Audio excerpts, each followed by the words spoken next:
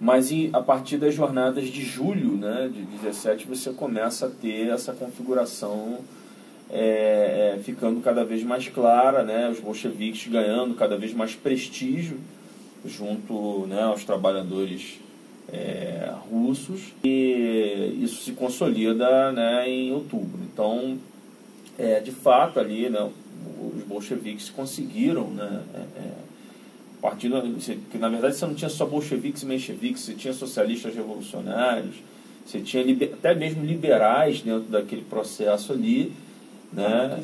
Anarquistas, enfim, você tinha diversas colorações ideológicas, diversos grupos políticos organizados, mas de fato aquele que melhor, vamos dizer assim, conseguiu ter sensibilidade política, né, melhor conseguiu analisar, né, aquele processo na sua complexidade, enfim, de fato foram os bolcheviques, né, de fato foi a ala, né, que ficou conhecida aí como os bolcheviques, que conseguiram entender a dinâmica, conseguiram perceber a disposição de luta daquele segmento e, enfim, apontaram, vamos dizer assim, sugeriram, né, os caminhos que culminaram naquele processo de ruptura ali em novembro, criando aí a primeira experiência socialista no mundo, né, depois de muita luta, inclusive, né, porque na verdade esse foi apenas o início do processo, né, você tem uma guerra civil que vai durar por 5 anos e os bolcheviques conseguiram, né, dar resposta a esse processo.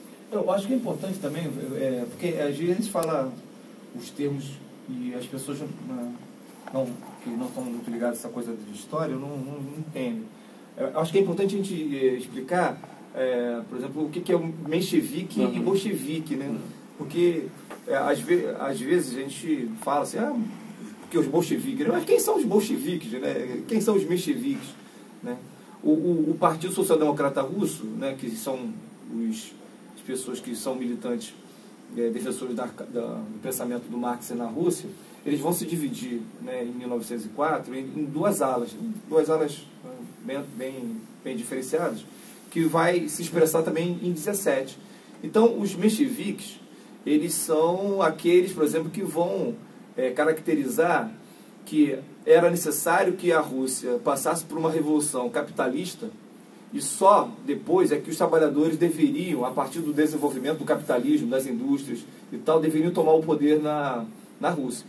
Porém, o Lenin, ele tem uma concepção que era diferente, né? Para o Lenin, né, era necessário você avançar muito mais, né? Que era necessário fazer a Revolução Socialista. E isso vai acontecer efetivamente, né, em 17.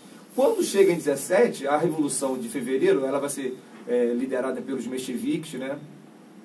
É o governo de Kerensky e tal. Kerensky era um cara ligado a eles. E a outra ala do partido, né, os bolcheviques, não vão aceitar entrar no governo, né?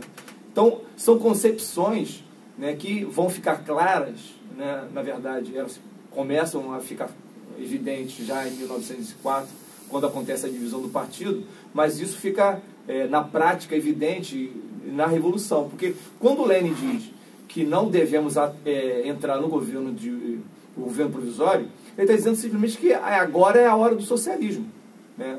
Que é aquele momento histórico, né, que as forças...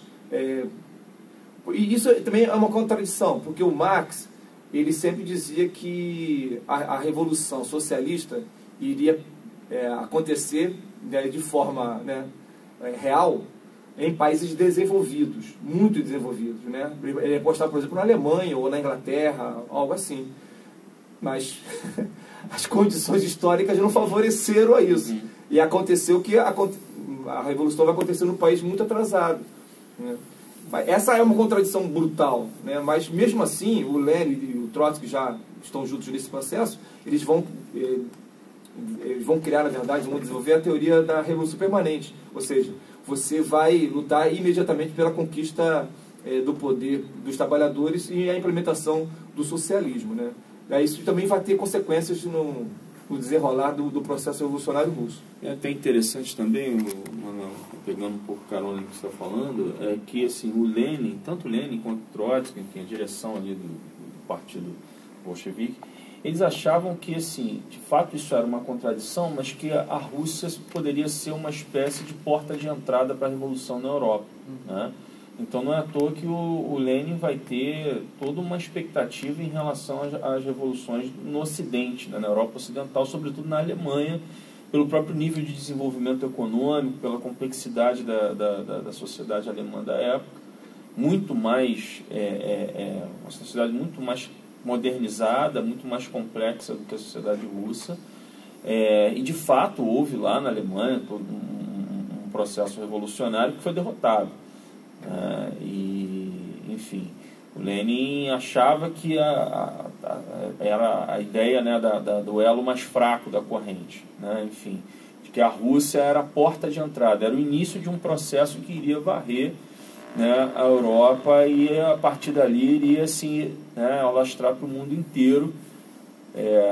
E a gente vê que ele tinha, né, alguma razão na medida em que você vê processos de luta social radicalizado na Europa Ocidental imediatamente após o final da Primeira Guerra Mundial, né? Então processos muito semelhantes ao que aconteceram na Rússia em 17 vão acontecer, né, na Europa Ocidental. A Itália, por exemplo, vai registrar um movimento de ocupação de fábricas no norte da Itália.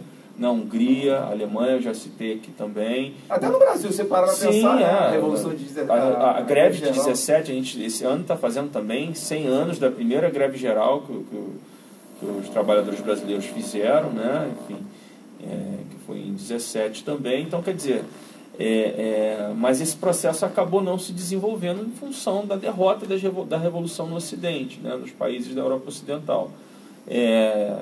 E isso, inclusive, influenciou muito os rumos do processo da Revolução na Rússia, né?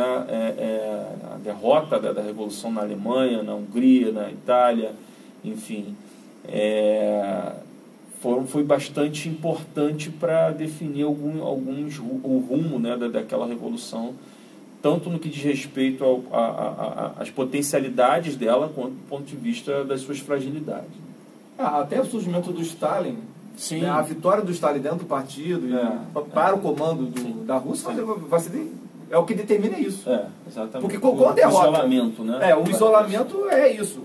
É você criar uma expectativa de que não é possível vitórias na Europa e que ali na Rússia vai ser construído o que ficou conhecido como socialismo no seu país. Socialismo num único país. Então, quer dizer, quando vem essa derrota, né, os planos de internacionalização, de fazer a revolução pela Europa, né, que era a meta do Lenin e do Trotsky, isso é derrotado. Aí depois vem a própria morte do Lenin, aí o processo descamba para uma outra situação, né? Aí já é todo um debate historiográfico sobre isso.